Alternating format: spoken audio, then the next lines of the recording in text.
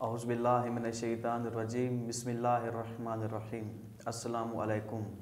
امید کرتا ہوں آپ سب خیریت سے ہوں گے۔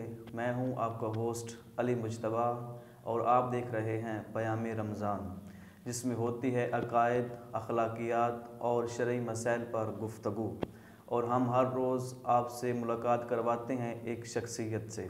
اور آج ہمارے ساتھ موجود ہیں جامعہ کے سینئر مدرس قبلہ آغا مولانا ارشاد حسین جعفری صاحب۔ قبلہ السلام علیکم۔ وعلیکم السلام ورحمۃ اللہ۔ امید کرتا ہوں کہ آپ خیریت سے ہوں گے۔ جی الحمدللہ۔ اور سب سے پہلے تو ہم آپ کی پوری المعرفہ ٹیم کی طرف سے شکریہ ادا کرتے ہیں کہ آپ نے اپنے قیمتی وقت میں سے ہمیں ٹائم دیا۔ اور آج کا ہمارا سوال ہے کہ آپ روزے کی اہمیت اور فضیلت بیان فرمائیں۔ اعوذ باللہ من الشیطان الرجیم، بسم اللہ الرحمن الرحیم۔ الحمدللہ رب العالمین والصلاة والسلام علی رسولہ الکریم وآلہ الطیبین الطاہرین المعصومین واللعنۃ الدائمۃ علی اعدائہم اجمعین، اما بعد، فقال اللہ تبارک وتعالی فی محکم کتابہ ومتقن خطابہ، بسم اللہ الرحمن الرحیم۔ یا ایھا الذین آمنوا کتب علیکم الصیام کما کتب علی الذین من قبلکم لعلکم تتقون۔ ماہ رمضان المبارک اور اس ماہ سیام اور ماہ مبارک میں روزوں کی فضیلت کے حوالے سے سب سے پہلی گزارش تو یہ ہے کہ دستور حیات انسانی کلام اللہ میں پروردگار مؤمنین سے خطاب کرتے ہوئے فرما رہا ہے یا ایھا الذین آمنوا کتب علیکم الصیام کما کتب علی الذین من قبلکم لعلکم تتقون۔ اس میں اس آیت مجیدہ میں یہ روزے کی فضیلت بیان ہوئی ہے۔ ایک روزے کا فلسفہ بیان ہوا ہے اس آیت مجیدہ میں، ایک روزے کی فضیلت بیان ہوئی ہے۔ اور روزے کی فضیلت یہ ہے کہ اس آیت کو میں ترجمہ کرنے سے پہلے ایک مثال تھوڑی سی چھوٹی سی دے دوں، اور اس مثال کے ذریعے ترجمے کی صحیح سمجھ آئے گی کہ اس میں فضیلت کیا بیان ہوئی ہے روزے کی۔ جیسے مثال کے طور پر ایک معاشرے میں کوئی وبا پھیل جاتی ہے، کوئی عمومی بیماری پھیل جاتی ہے، جیسے پچھلے سالوں یہ کرونا کی وائرس پھیل گئی تھی، اور اس کے لیے یہ حکومت جو ہے ویکسینیشن کا پروگرام بناتی ہے اور ویکسین لگائی جاتی ہے۔ تو آپ دیکھتے ہیں کہ پہلے لوگ ڈرتے تھے، شروع میں لوگ یہ کرونا کی ویکسین نہیں کروا رہے تھے، اس لیے کہ یہ پتہ نہیں اس سے کیا ہوگا، تو یہ کوئی اور بیماری لگ جائیں گی، مر جائیں گے، یہ ہے وہ ہے۔ تو اسی طرح آخر پھر لوگوں نے لگوانا شروع کر دیا، وہ ویکسینیشن ہونے لگ گئی اور لوگ ویکسینیشن کروا رہے تھے۔ تو آپ یوں سمجھے کہ ایک بندہ، اس کو اسی طرح کرونا کا مرض تھا اور وہ ویکسینیشن کے لیے ڈاکٹر کے پاس گیا ہے۔ اب ڈاکٹر کے پاس جاتا ہے، ڈاکٹر وہ انجیکشن نکالتا ہے، اس کو لگانے لگتا ہے اور وہ ڈرتا ہے۔ جب وہ ڈرنے لگتا ہے تو ڈاکٹر صاحب اس کو پکڑ کے وہ انجیکشن لگاتے ہیں کہ بھائی صاحب آپ ڈرے نہیں، پریشان نہ ہوں، یہ آپ سے پہلے بھی لوگوں کو یہ ویکسینیشن ہو چکی ہے، اس میں ڈرنے والی کوئی بات نہیں ہے، آپ کو اس لیے انجیکشن لگایا جا رہا ہے، ویکسینیشن کیا جا رہا ہے لعلکم تتقون، تاکہ آپ اس بیماری سے محفوظ ہو جائیں۔ ماشاءاللہ۔ ٹھیک ہے نا؟ تو آپ ڈرے نہیں، آپ سے پہلے بھی لوگ یہ ویکسینیشن کروا چکے ہیں۔ اللہ تعالیٰ اس آیت مجیدہ میں بھی یہی فرما رہا ہے یا ایھا الذین آمنوا کتب علیکم الصیام، اے ایمان والو تم پر روزوں کو فرض کیا گیا ہے، اور ڈرنا نہیں ہے، کوئی یہ نیا کام نہیں، آپ سے پہلے بھی یہ ویکسینیشن ہو چکی ہے۔ کما کتب علی الذین من قبلکم، جیسا کہ تم سے پہلے والوں پر یہ روزے فرض کیے گئے تھے۔ تو اب اس آیت مجیدہ میں جو روزے کی فضیلت ہے وہ یہ ہے کہ روزہ جو ہے یہ دین کا حصہ ہے، اور روزہ یہ انسانی فطرت کے تقاضوں کے مطابق ہے، اس لیے کہ شرعیت مختلف زمانوں میں تقاضوں کے زمانے کے تقاضوں کے مطابق مختلف ادیان میں شرعیتیں تبدیل ہوتی رہیں، بدلتی رہیں، لیکن وہ احکام جو فطرت کے تقاضوں کے مطابق تھے وہ دین آدم سے لے کر کسی بھی دین میں، تمام ادیان میں وہ احکام کہ جو فطرت کے تقاضوں کے مطابق تھے وہ ہمیشہ اسی طرح نافذ الامر رہے، ان میں کوئی تبدیلی اور چینجنگ نہیں آئی۔ ٹھیک۔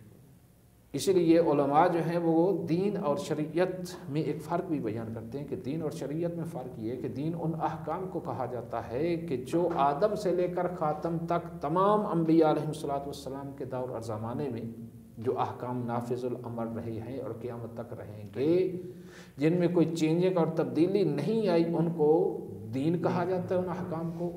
اور زمانے کے تقاضوں کے مطابق جو احکام تبدیل اور چینج ہوتے رہے ہیں ان کو شریعت کہا جاتا ہے۔ جیسے اسلام ہماری ایک شریعت ہے، دین وہ احکام ہے جو جیسے قیامت، توحید، یہ جو احکام ہے، عقائد نظریات ہیں، یہ وہ احکام ہے کہ جن میں تبدیلی نہیں، یہ دین کہلاتے ہیں۔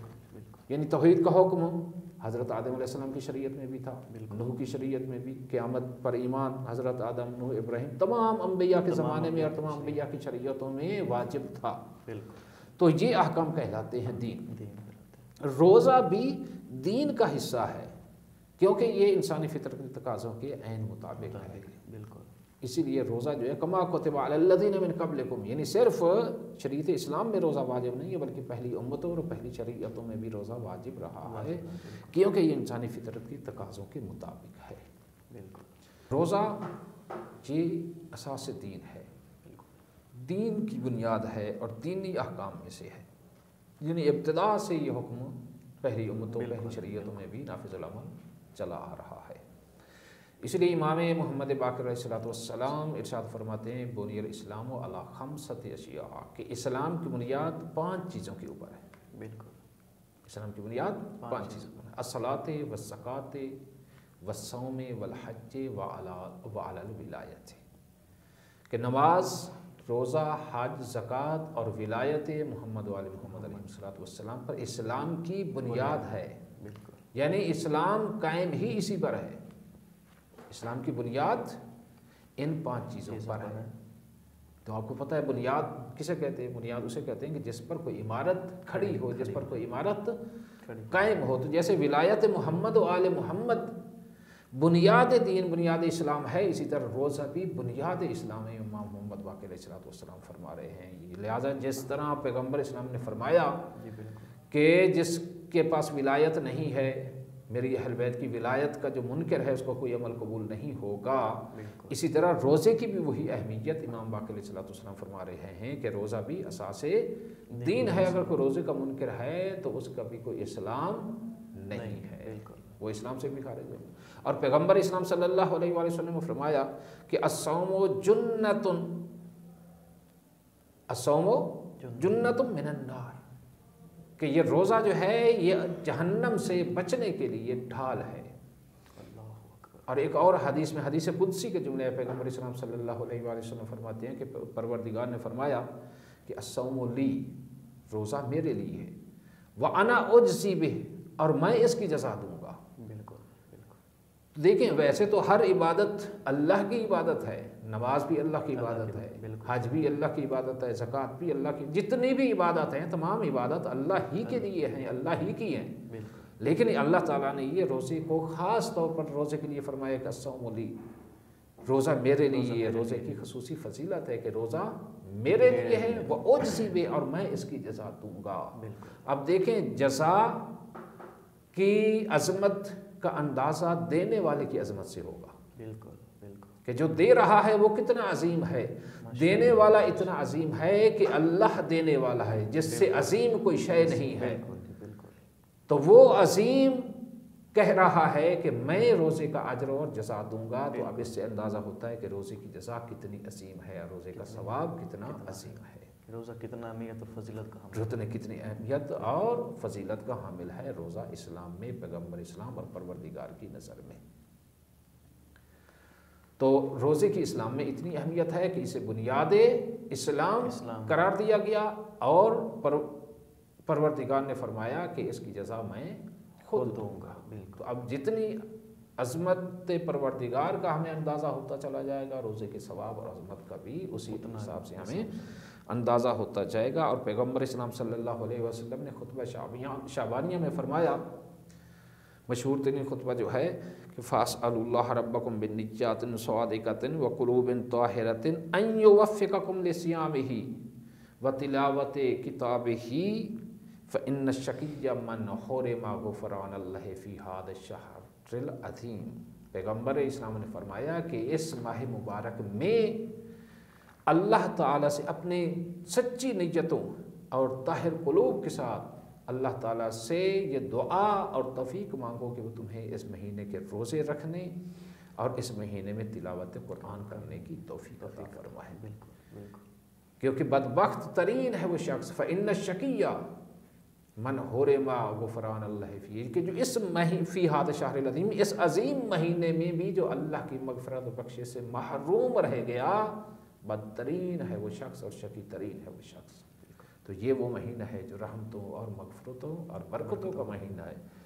اس میں بھی اگر کوئی بندہ اپنی بخشش نہیں کروا سکتا تو اس سے بڑی بدبختی اور اس نہیں جا سکتی ہے۔ دعا ہے بارگاہ پروردگار میں کہ پروردگار ہمیں اس ماہ رمضان مبارک کے روزوں کی خلوص نیت کے ساتھ توفیق عطا فرمائے اور اس میں قرآن کریم کی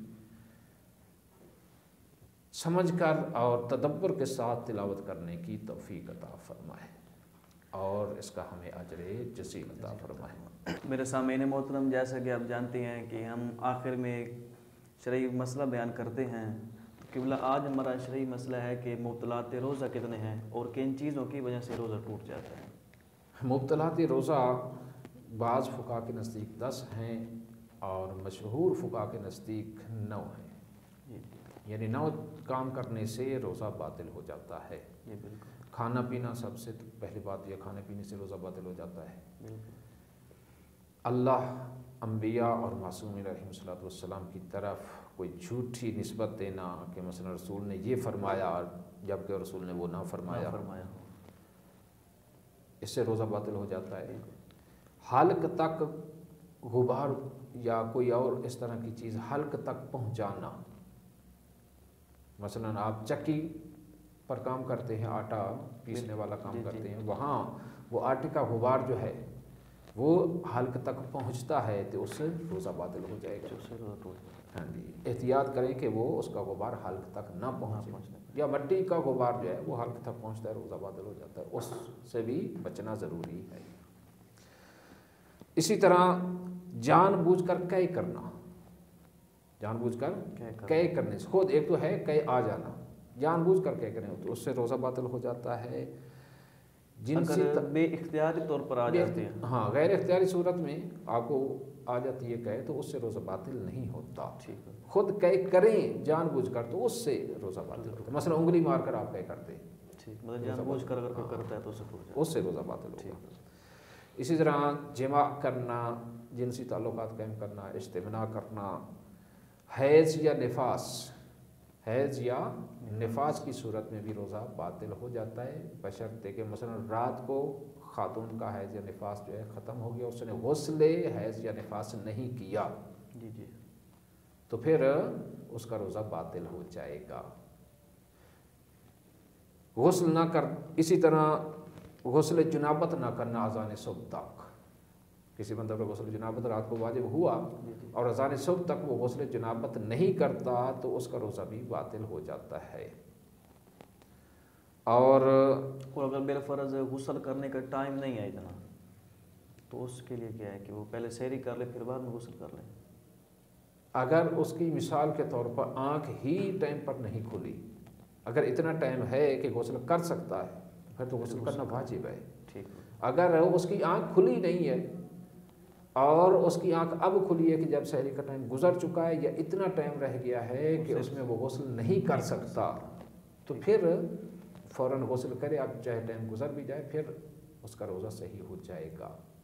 لیکن اس کی رات کو ایک دفعہ آنکھ کھلتی ہے، سو جاتا ہے پھر سو جاتا ہے، غسل نہیں کرتا، اٹھ کے ایک دفعہ کھلتی ہے پھر آنکھ کھلتی ہے سو جاتا ہے، غسل نہیں کرتا، تو یوں 2 بار اگر آنکھ کھلتی ہے اور اگر غسل نہیں کرتا، اب آنکھ کھلتی ہے جا کر اس کے بعد اذان کے بعد سحری کے ٹائم ختم ہونے کے بعد یا اتنا ٹائم بچ جاتا ہے کہ غسل نہیں ہو سکتا تو اب اس کا روزہ باطل ہوگا۔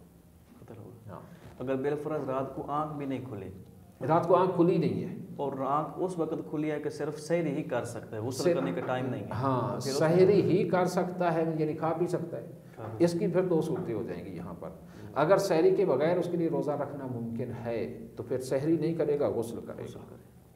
اگر سحری کے بغیر اسے پتہ ہے کہ میں روزہ نہیں رکھ سکتا، سحری کرنا ضروری ہے، تو پھر وہاں پہلے سحری کرے گا، تو پھر غسل کر کے روزہ رکھے گا۔ ٹھیک ہے، صحیح ہے، ٹھیک ہے۔ اچھا، تو یہ 9 چیزیں ہیں جن کی وجہ سے روزہ باطل ہو جاتا ہے اور روزہ ٹوٹ جاتا ہے۔ 9ویں چیز، آخری چیز رہ گئی تھی، وہ ہے حکنا کرنا، انیما کرنا کسی لکوڈ چیز سے۔ یہ پہلے دور میں ہوتا تھا، حکیم لوگ جو ہے وہ علاج کے طور پر یہ کرتے تھے۔ آج کل تو ظاہر ہے میڈیکل دور آ گیا، نہیں ہوتا، شاید کہیں پر ہوتا ہو، تو بہرحال لکوڈ چیز سے انیما یا حکنا کرنے سے بھی روزہ باطل ہو جاتا ہے۔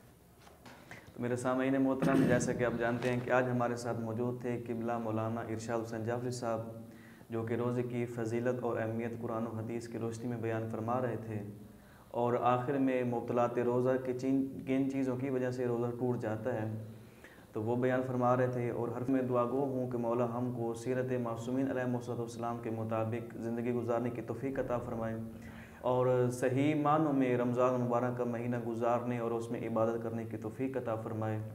اور ہر آخر میں اپنا خیال رکھیے گا۔ خدا حافظ۔